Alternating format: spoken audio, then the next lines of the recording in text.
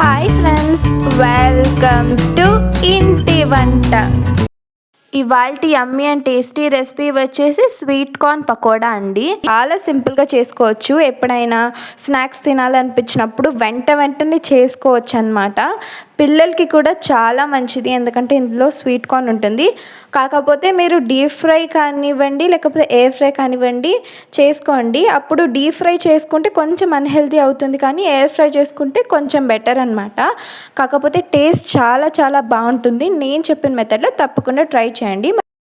ఇది బయట క్రిస్పీగా లోపల సాఫ్ట్గా చాలా బాగుంటుంది. లేట్ చేయకుండా వెంటనే ప్రాసెస్లోకి వెళ్ళిపోదాం. ముందుగా ఒక మిక్సింగ్ బౌల్ తీసుకోండి. అందులోకి 2 కప్పులంతా ఉడకపెట్టిన మొక్కజొన్నని వేసుకోండి.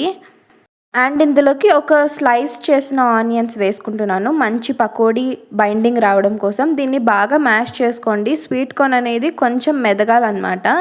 చూడండి, ఈ విధంగా వచ్చిన తర్వాత ఇందులోకి 1/2 కప్ అంతా శనగపిండి, 2 టేబుల్ స్పూన్ అంతా బియ్యపిండి వేస్తున్నాను, మంచి క్రిస్పీగా రావడం కోసం. ఇప్పుడు ఇందులోకి కొంచెం పసుపు, అలాగే మీ కారానికి తగినట్లుగా కారం వేసుకోండి.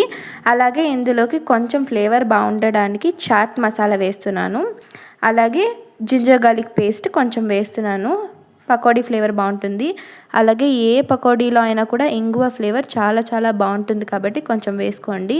కట్ చేసి పెట్టుకున్న కరివేపాకు, అలాగే ఉప్పు వేసుకొని దీన్ని బాగా మిక్స్ చేసేసుకోవాలన్నమాట. వాటర్ అనేది అస్సలు వేయొద్దు.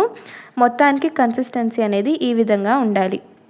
ఇప్పుడు కొంచెం తీసుకొని వేడి ఆయిల్లో మెల్లగా డ్రాప్ చేసేసుకోండి. డ్రాప్ చేసుకున్న తర్వాత కొంచెంసేపు వదిలేసి ఆ తర్వాత మిక్స్ చేసేసుకొని 2 వైపులా గోల్డెన్ బ్రౌన్ కలర్ వచ్చేంత వరకు డీప్ ఫ్రై చేసుకొని బయటికి తీసుకొని సర్వ్ అవుట్ చేసుకోవడమే. తప్పకుండా ట్రై చేయండి, చాలా బాగుంటుంది.